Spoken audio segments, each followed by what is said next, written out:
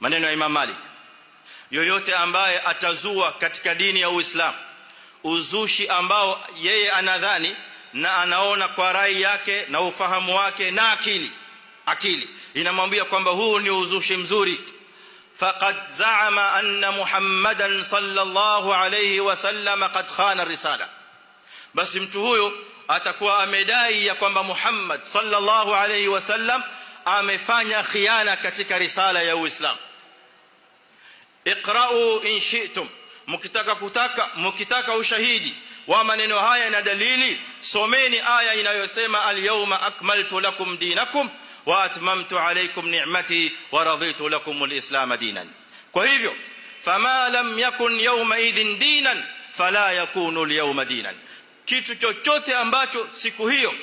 alipoondoka mtume sallallahu alayhi wasallam baina dhahrani ashabi, siku alipoondoka mtume alayhi salatu wasalam mbele ya sahaba zake, siku ambayo hamna kitu kilichokuwa ni dini, basi siku ya leo kitu hicho hakiwezi kuwa ni dini. Chochote ambacho hakikuwa dini siku hiyo ya mtume sallallahu alayhi wasallam wala katika enzi za masahaba hakikuwa ni dini, fala yakunu al-yawma dinan, siku ya leo haiwezi kuwa ni dini. Kwa sababu ukizua katika dini maana yake ni kwamba wewe umedai hili jambo limempita mtume sallallahu alayhi wasallam,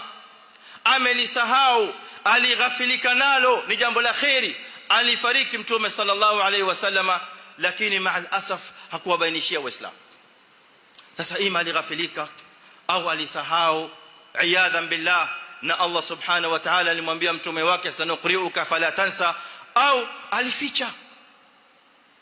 Na haiwezekani, yote haya ni mustahili, kwa sababu Allah subhanahu wa ta'ala anawaambia waislamu